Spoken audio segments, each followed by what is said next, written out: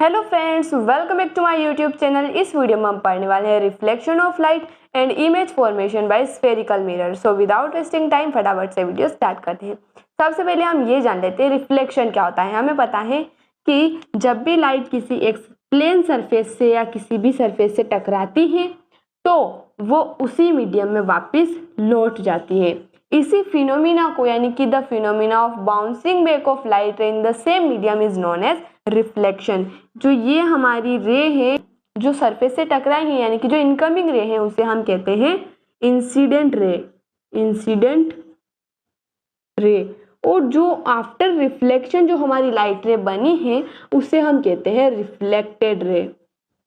Reflected ray दोनों के बीच में एक परपेंडिकुलर अगर हम ड्रॉ करें तो इसे हम कहते हैं नॉर्मल। और नॉर्मल और इंसिडेंट रे के बीच के एंगल को हम कहते हैं एंगल ऑफ इंसिडेंस। और नॉर्मल और रिफ्लेक्टेड रे के बीच को एंगल को हम कहते हैं एंगल ऑफ रिफ्लेक्शन। तो यही शुरू होते हैं हमारे लॉज ऑफ रिफ्लेक्शन।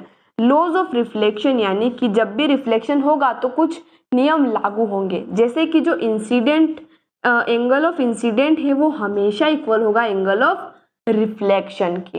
ये हमारा फर्स्ट लॉ हो गया। सेकेंड लॉ कहता है कि जो हमारा इंसिडेंट रे है, इंसिडेंट रे और रिफ्लेक्टेड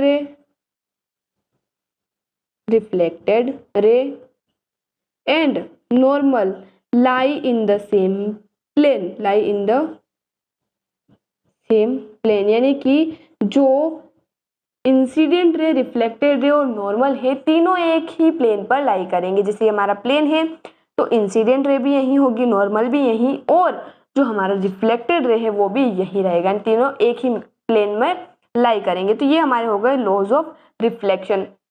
अब हमें पढ़ना है image formation bye concave and convex mirror. तो सबसे पहले तो हम समझ लेते हैं कि आखिर ये कनकेव और कन्वेक्स मिरर दिखते कैसे हैं, बने कैसे, इनसे जुड़ी कुछ टर्मिनोलॉजी हम समझ लेते हैं।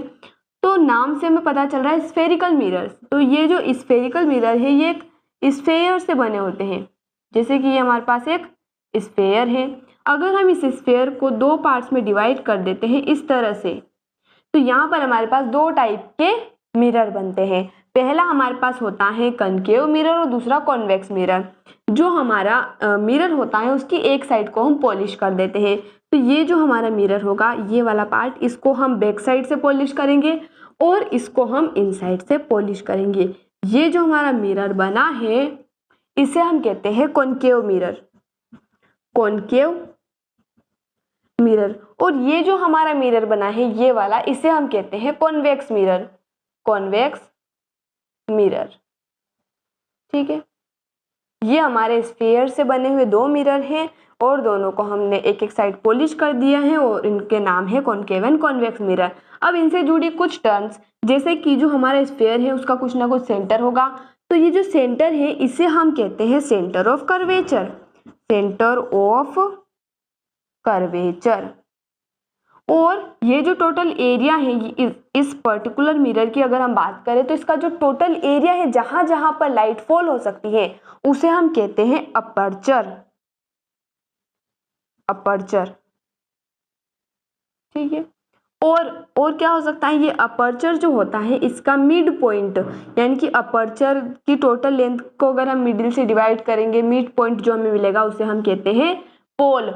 और सेंटर ऑफ कर्वेचर और पोल को एक इमेजिनरी लाइन जो है वो ज्वाइन करती है, उस इमेजिनरी लाइन को हम कहते हैं प्रिंसिपल एक्सिस, प्रिंसिपल एक्सिस। यहाँ तक बात क्लियर है। अब सेंटर ऑफ कर्वेचर और पोल के बीच में एक सेंटर में एक पॉइंट होता है जिसे हम फोकस कहते हैं और फोकस से पोल तक की डिस्टेंस को हम कहते हैं फोकल लेंथ, जिसे हम स्मॉल एफ से डिनोट करते हैं। कंफ्यूज नहीं होना है, ये जो कैपिटल एफ है इसका मतलब फोकस है और स्मॉल एफ का मतलब है फोकल लेंथ। तो अब हम इमेज फॉर्मेशन करने जा रहे हैं, लेकिन उससे पहले उसके भी कुछ रूल्स देखने होंगे कि इमेज फॉर्मेशन होते टाइम कौन कौन से रूल्स फॉलो होंगे। तो यहाँ पर हमारे पास चार लॉज होते हैं रिफ्लेक्शन के, जैसे कि हम यहाँ पर केवल कनकेव मिरर की बात करें, मतलब एग्जाम्पल के तौर पर कन्वेक्स और कनकेव दोनों ही मिरर में सेम रूल्स फॉलो होंगे। जैसे कि ये हमारा मान लेते हैं कौन सा मिरर है, कनकेव मिरर है। ये हमारा पोल, फोकस और सेंटर ऑफ कर्वेचर है। तो पहला जो लॉ ऑफ रिफ्लेक्शन है, फर्स्ट लॉ, वो कहता है कि जितनी भी लाइट रेज पैरेलल आती है प्रिंसिपल एक्सिस के, वो आफ्टर रिफ्लेक्शन कहाँ से पास होती हैं? फोकस से। ठीक है, अब यही केस सेम कन्वेक्स मिरर में भी अप्लाई होगा। जैसे कि ये हमारा कन्वेक्स मिरर है, इसकी एक साइड को हमने पॉलिश कर दिया है, ये यहाँ पर हमारा इसका क्या होगा? फोकस होगा, ये हमारा सेंटर ऑफ कर्वेचर होगा। यहाँ पर भी सेम केस, जितनी भी लाइट रेज प्रिंसिपल एक्सिस के पैरेलल आती हैं वो क्या हो जाती हैं? आफ्टर रिफ्लेक्शन फोकस से पास होती है। लेकिन ये जो कन्वेक्स मिरर होता है, यहाँ पर क्या होता है कि ऐसा हमें ऐसा हमें दिखता है, ऐसा हम इमेजिन करते हैं, मान लेते हैं कि फोकस से पास हो रही है, वैसे तो वो ऐसे पास हो जाती है। इसीलिए जो कन्वेक्स मिरर है वो हमेशा वर्चुअल इमेजेस बनाता है, इनकी रियल नहीं बनाता है। ठीक है, तो यहाँ तक बात क्लियर है। सेकेंड लॉ ऑफ रिफ्लेक्शन कहता है कि जितनी भी लाइट रेज, इसका अपोजिट हो जाएगा, जितनी भी लाइट रेज अगर हमारी फोकस पर आती हैं, ये हमारी अगर यहाँ पर थोड़ा सा इसको बड़ा कर देते हैं, अगर फोकस से जितनी भी लाइट रेज पास होती हैं वो आफ्टर रिफ्लेक्शन पैरेलल हो जाती है प्रिंसिपल एक्सिस के। ये एरो बनाना बहुत ज़रूरी है ताकि हम समझ सकें कि कौन सा हमारे इंसिडेंट रे है, कौन सी रिफ्लेक्टेड रे है। तो सेकेंड लॉ हमने समझ लिया, सेम कन्वेक्स मिरर में भी होगा। ये हमारा पोल है, ये हमारा फोकस है, ये हमारा सेंटर ऑफ कर्वेचर है। जितनी भी लाइट रेज फोकस की तरफ आती हैं, इनकी इस तरह, वो आफ्टर रिफ्लेक्शन कहाँ से पास हो जाती है? Parallel to the principal axis. After reflection वो प्रिंसिपल एक्सिस के पैरेलल हो जाती है। थर्ड लॉ देख लेते हैं। थर्ड लॉ ऑफ रिफ्लेक्शन कहता है कि जो हमारी लाइट रे है, जितनी भी light rays centre of curvature पर आती है, इंसिडेंट रे, वो आफ्टर रिफ्लेक्शन उसी डायरेक्शन में चली जाती है, यानी कि सेंटर ऑफ कर्वेचर से ही वापस चली जाएगी, इस तरह से।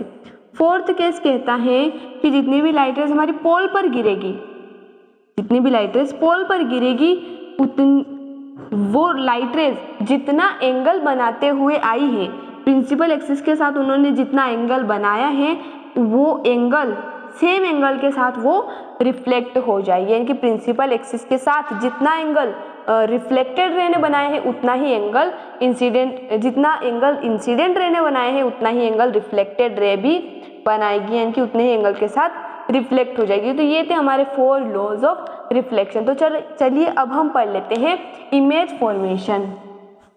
जैसा हमने 10th क्लास में भी पढ़ रखा है कि जो हमारा इमेज फॉर्मेशन होता है, अगर 10th के स्टूडेंट्स देख रहे हैं तो वो तो पहली बार पढ़ रहे हैं, लेकिन 12th क्लास की अगर हम बात करें तो ये जो हमारा रे ऑप्टिक्स का चैप्टर है, ये उसका बेसिक है, क्योंकि ये हमने 10th क्लास में पढ़ रखा है। तो यहाँ पर हम अभी बात करने वाले इमेज फॉर्मेशन। इमेज फॉर्मेशन सबसे पहले हम बात करेंगे by concave mirror. Concave mirror के इमेज फॉर्मेशन के हमारे पास 6 केस होते हैं और कॉन्वेक्स मिरर के 2 केस होते हैं। तो फर्स्ट केस अगर हम बात करें कॉनकेव मिरर की, तो फर्स्ट केस होता है कि अगर हमारा जो ऑब्जेक्ट है वो इनफाइनाइट पे रखा हुआ है, ये हमारा पोल, ये हमारा फोकस, ये हमारा सेंटर ऑफ कर्वेचर, अगर इनफाइनाइट पे ऑब्जेक्ट रखा हुआ है तो इनफाइनाइट से लाइट रेज पैरेलल आएगी इस तरह से। और फर्स्ट लॉ ऑफ रिफ्लेक्शन ही कहता है कि parallel light rays after reflection focus से पास हो जाती है। तो हमारा जो, अब यहाँ पर हम क्या लिखेंगे, सबसे पहले तो नेचर ऑफ इमेज और पोजीशन हम लिखेंगे, और उसके बाद हम लिखेंगे साइज। तो इमेज का नेचर कैसा है, एक्चुअल में लाइट रेज मिल रही है, यानी कि नेचर ऑफ इमेज क्या हो जाएगा, रियल एंड इन्वर्टेड। ठीक है, इन्वर्टेड यानी कि उल्टी इमेज बनेगी। पोजीशन की अगर हम बात करें तो अगर इनफाइनाइट पे ऑब्जेक्ट है एट इनफाइनाइट, तो यहाँ पर हमारी इमेज की पोजीशन क्या है, एट फोकस। अगर साइज की हम बात करें तो एक्सट्रीमली डिमिनिश्ड, यानी कि बहुत ही छोटी साइज की इमेज, एकदम पॉइंट साइज की इमेज हमारी बनेगी। सेकेंड केस की अगर हम बात करें तो यहाँ पर धीरे धीरे हम ऑब्जेक्ट को थोड़ा सा पोल के पास लाते जाएंगे, यानी कि पहले हमारी इनफाइनाइट पे थी, अब इनफाइनाइट से थोड़ा आगे यानी कि बियॉन्ड सी, कहाँ पर लेकर आ रहे हैं हम, बियॉन्ड सी। तो यहाँ पर हमारी इमेज है, मान लेते हैं कौन सी इमेज है, ए बी इसका नाम दे दिया हमने। जितनी भी लाइट रेस पैरेलल होती है वो प्रिंसिपल एक्सिस से पास होती है, फोकस से पास होती है। तो ये हमारी फर्स्ट रे हो गई। अब एक और हमने लॉ पढ़ा था कि जितनी भी फोकस से लाइटें पास होती है वो आफ्टर रिफ्लेक्शन कहाँ चल जाती है, पैरेलल हो जाती है प्रिंसिपल एक्सिस की। यानी कि हमारी इमेज जो बनी है ए डैश बी डैश वो हमारी बनेगी सी एंड एफ के बीच में। तो नेचर की हम बात करें तो real and inverted, real and inverted. उसके बाद अगर पोजीशन की हम बात करें तो बिटवीन सी एंड एफ बनेगी। और साइज की हम बात करें तो यहाँ पर थोड़ी सी छोटी साइज रहेगी यानी कि डिमिनिश्ड, डिमिनिश्ड। ठीक है, अब हम बात कर लेते हैं थर्ड केस की। आप यहाँ पर साथ साथ में नोट कर सकते हैं, स्क्रीनशॉट भी आप ले सकते हैं। थर्ड केस की अगर हम बात करें तो यहाँ पर हम कहाँ थे अभी तक, बियॉन्ड सी। तो अब हम लेकर आते हैं ऑब्जेक्ट को सी के ऊपर यानी कि सेंटर ऑफ कर्वेचर पर। ये हमारा फोकस है, ये हमारा सेंटर ऑफ कर्वेचर। अगर हमारा जो ऑब्जेक्ट है वो सेंटर ऑफ कर्वेचर पे होगा तो इमेज कैसे बनेगी, ये हमारा पैरेलल लाइट रे फोकस से पास हो गई, और ये जो फोकस से पास होने वाली लाइट रे है, क्या हो गया भाई साहब, ये हमारी जो फोकस से पास होने वाली लाइट रे है ये पैरेलल हो जाएगी। तो अगर हमारा ऑब्जेक्ट सी पर है तो जो इमेज बनेगी वो भी कहाँ पर बनेगी, सी पर बनेगी। साइज क्या होगा उसका, सेम साइज होगा जितना ऑब्जेक्ट का साइज था, और नेचर हमारा रियल एंड इन्वर्टेड होगा। फोर्थ केस की अगर हम बात करें तो सी एंड एफ के बीच में अगर हमारा ऑब्जेक्ट होगा, कहाँ पर होगा, सी एंड एफ के बीच में, तो ये हमारा ए बी में ऑब्जेक्ट हो गया। पहला लॉ लगेगा तो इस तरह से हमारी लाइट रे बनेगी, और जो हमारी फोकस से पास होने वाली लाइट रे है वो पैरेलल हो जाएगी। यानी कि यहाँ पर क्या होगा, बियॉन्ड सी हमारी इमेज बनेगी। यहाँ पर थोड़ा सा हम यहाँ पर अभी बना रहे हैं तो थोड़ा सा उल्टा सीधा बन सकता है, लेकिन रियलिटी में अगर हम एक्सपेरिमेंट करते हैं तो बिल्कुल हमारी एग्जैक्ट यहीं पर इमेज बनेगी, बियॉन्ड सी। ए डैश बी डैश, साइज यहाँ पर क्या होगा, थोड़ा सा लार्ज यानी कि मैग्नीफाइड साइज होगा। ठीक है, इमेज नेचर की हम बात करें real and inverted, size of image की हम बात करें तो मैग्नीफाइड, और पोजीशन की अगर हम बात करें तो बियॉन्ड सी। अब हम देख लेते हैं फिफ्थ केस।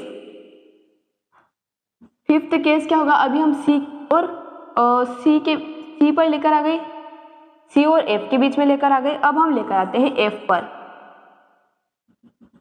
अब हमारा ऑब्जेक्ट जो होगा वो फोकस पर होगा, तो ये हमारा ए बी क्या हो गया, ऑब्जेक्ट हो गया। जितनी भी लाइट रेज, अब यहाँ पर हमारे पास लॉज कैसे लगेंगे, देखिए आप, यहाँ पर हमारे पास फर्स्ट लॉ तो ऐसा लगेगा कि जो हमारी लाइट रे प्रिंसिपल पोल के ऊपर गिरती है वो आफ्टर रिफ्लेक्शन उतने ही एंगल के साथ रिफ्लेक्ट हो जाती है। और ये एक और केस यहाँ पर लगेगा कि जितनी भी लाइट रे सेंटर ऑफ कर्वेचर पर जाती है वो वापस उसी डायरेक्शन में क्या हो जाती है, चली जाती है। अब यहाँ पर हम देख रहे हैं कि जो हमारी इमेज है वो तो यहाँ पर हमें बनती हुई दिखाई नहीं दे रही, यानी कि मिलती हुई कहीं पर दिखाई नहीं दे रही, तो वो हमारी इमेज कहाँ बनेगी, एट इनफाइनाइट। और साइज उसका क्या होगा, एक्सट्रीमली मैग्नीफाइड, यानी कि बहुत ही ज़्यादा बड़ा साइज होगा। पोजीशन नेचर की हम बात करें तो रियल एंड इन्वर्टेड बनेगी। और लास्ट केस की अगर हम बात करें तो कि पोल और फोकस के बीच में अगर हमारा ऑब्जेक्ट रहेगा, पोल एंड फोकस के बीच में कहीं पर भी, तो फर्स्ट लॉ तो हमारा वही लगेगा कि पोल पर लाइट गिरी उतने ही एंगल के साथ रिफ्लेक्ट हो गई, और सेकेंड हमारा लगेगा सेंटर ऑफ कर्वेचर पर गिरी और वापस वहीं चली गई। तो यहाँ पर हम देख रहे हैं कि ये दोनों एक दूसरे से कभी भी नहीं मिल सकती। यहाँ पर तो इनफाइनाइट पर पैरेलल हो गई तो हमने मान लिया कि इनफाइनाइट पर मिल भी सकती है, लेकिन ये तो एकदम एक दूसरे से दूर होती जा रही है इस तरह से कि यहाँ पर थोड़ा सा डायग्राम में सही नहीं बन रहा है, लेकिन एक दूसरे से दूर होती जा रही है, तो इसका मतलब ये कहीं नहीं मिलेगी। तो हम ऐसा अपीयर कर लेते हैं कि ये हमारी क्या हो रही है, बिहाइंड द मिरर मिल रही है। तो हमारी इमेज क्या हो, अब नेचर क्या होगा, अब नेचर होगा हमारा वर्चुअल एंड इरेक्ट। वर्चुअल का मतलब होता है कि हमारी जो रियलिटी में लाइट रेज नहीं मिल रही है वर्चुअली, तो ये हमारा वर्चुअल इमेज बन गई। साइज इसका क्या होगा, मैग्नीफाइड हो गया, यानी कि इमेज की साइज से थोड़ा सा बड़ा साइज होगा। नेचर हमने बात कर लिया, वर्चुअल एंड इरेक्ट। पोजीशन की अगर हम बात करें तो बिहाइंड द मिरर हमारी इमेज बनेगी। अब हम इमेज फॉर्मेशन देख लेते हैं by image formation by convex mirror. यहाँ पर केवल हमारे पास दो ही ऑब्जेक्ट हैं, दो ही केसेस होते हैं। फर्स्ट केस होता है हमारे पास कि ये हमारा अगर कॉन्वेक्स मिरर है, यहाँ पर फोकस, यहाँ पर सेंटर ऑफ कर्वेचर, यहाँ पर पोल होता है। अगर हमारा ऑब्जेक्ट जो है वो इनफाइनाइट पर है तो हमारी इनफाइनाइट से पैरेलल लाइट रेज आती है और फोकस पर पैरेलल लाइट रेज फोकस से पास होती है। वैसे तो एक्चुअली में क्या हो रहा है, ये लाइट रेज इस तरह से जा रही है, लेकिन हमें ऐसा दिख रहा है, ऐसा अपीयर होता है कि फोकस पर लाइट रेज मिल रही है। तो इमेज बनेगी वर्चुअल एंड इरेक्ट, साइज होगा एक्सट्रीमली डिमिनिश्ड यानी कि बहुत ज़्यादा छोटा, एकदम पॉइंट साइज, और नेचर होगा इसका वर्चुअल एंड इरेक्ट। इरेक्ट का मतलब होता है सीधा, तो वर्चुअल बनेगी यानी कि एक्चुअली में नहीं बन रही है और सीधी इमेज बनेगी।